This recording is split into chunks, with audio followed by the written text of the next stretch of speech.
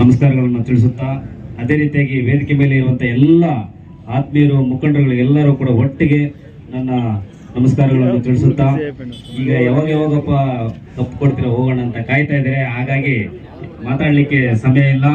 ಈಗಾಗಲೇ C sports ಅವ್ರು ಏನ್ ಗೆದ್ದಿದ್ದಾರೆ, ಅವ್ರು ತುಂಬಾ ಖುಷಿಯಲ್ಲಿದ್ದಾರೆ.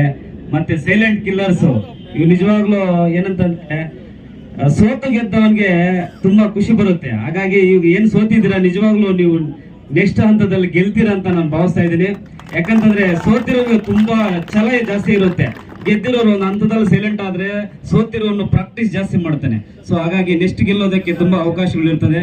ಅದೇ ರೀತಿಯಾಗಿ ನಮ್ಮ ನಾಗೇಶ್ ಅವರು ಈ ತಾಲೂಕಿನ ಯೂತ್ ಬಗ್ಗೆ ಏನೆಲ್ಲ ಕನಸನ್ನ ಕಟ್ಕೊಂಡಿದ್ದಾರೆ ಅದನ್ನೆಲ್ಲ ಸಾಕಾರ ಮಾಡ್ತಾ ಇದ್ದಾರೆ. ಅದು ಹತ್ರ ಕೂಡ ಬರ್ತಾ ಇದೆ. ಅದಕ್ಕೋಸ್ಕರ ಎಲ್ಲ ತಾಲೂಕಿನ ಎಲ್ಲ ಯುವಕರು ಕೂಡ ಇವತ್ತು ನಾವು ಅವ್ರಿಗೆ ಋಣಿಯಾಗಿರ್ಬೇಕು ಅಂತ ನಾನು ಈ ಸಭೆ ಮುಖಾಂತರ ಹೇಳೋದಕ್ಕೆ ಇಷ್ಟಪಡ್ತೀನಿ.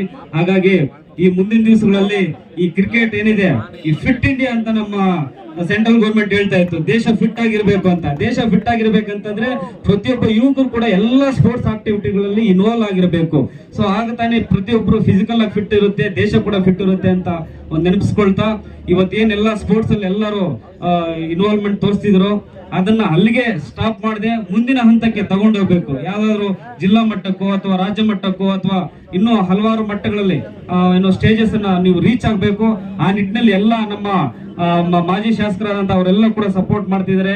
ಈ ವೇದಿಕೆ ಮೇಲೆ ಇರುವಂತ ಎಲ್ಲ ಪ್ರತಿಯೊಬ್ಬರು ಕೂಡ ತಮ್ಮದೇ ಆದಂತ ಒಂದು ರೀತಿಯಲ್ಲಿ ಈ ಯುವಕರ ಹಿಂದೆ ನಿಂತು ಸಪೋರ್ಟ್ ಮಾಡ್ಲಿಕ್ಕೆ ರೆಡಿ ಇದ್ದಾರೆ.